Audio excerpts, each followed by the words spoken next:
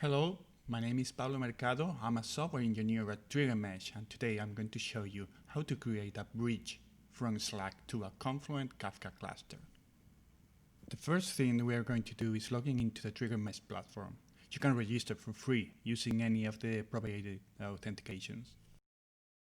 From the range of options, select bridges, then create new, and then create a new bridge.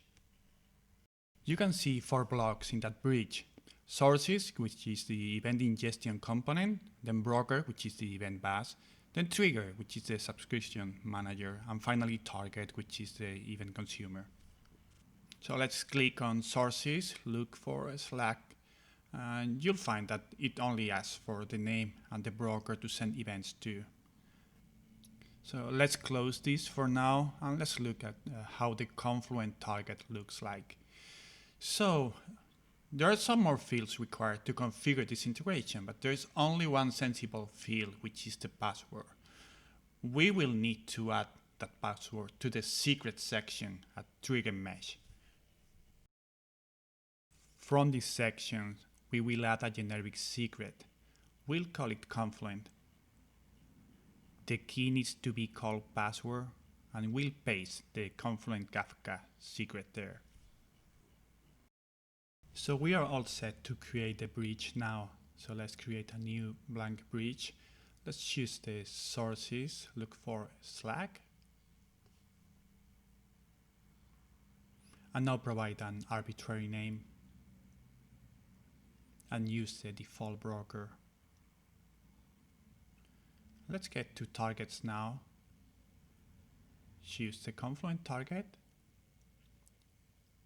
provide an arbitrary name also, and the data that Confluent provided us for this cluster.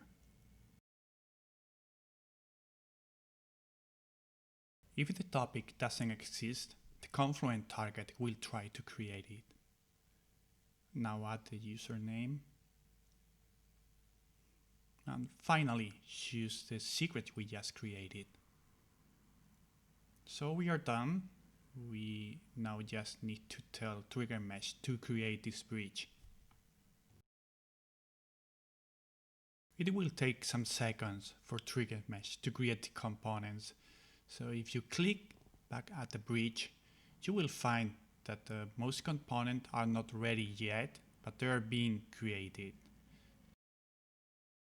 All components are available now, and we are finished with the TriggerMesh configuration. We still need to create the Slack application that will send the events to the source. So the Slack Events API requires a callback endpoint that can go through its verification process and is able to receive Slack events. You can find at the services list the exposed service that the Slack application will be asking for. At the Slack site, create a new application.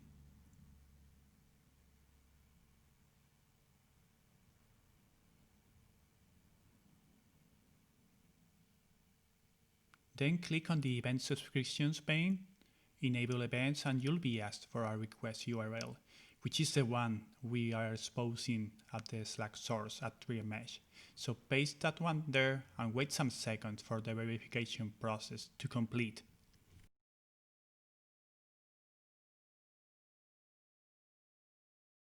Now we will only receive the events that we subscribe to. So we will look here for the application mentioned and we'll subscribe to that one only.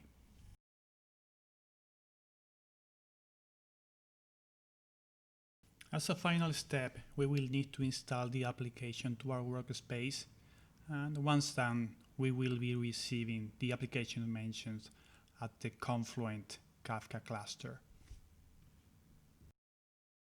So let's get to the testing ground. The first thing we are going to do is listen to the Confluent Kafka cluster on the topic that we configure at the Confluent target. And now we can get to Slack and mention the application that we just created.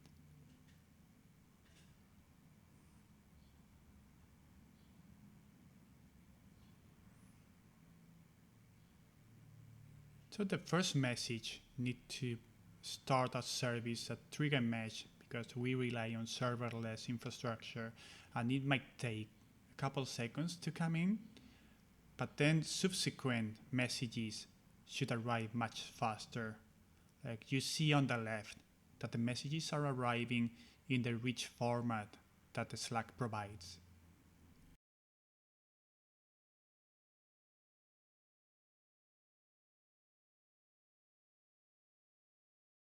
And that's it. I hope this serves as inspiration for creating your own bridges.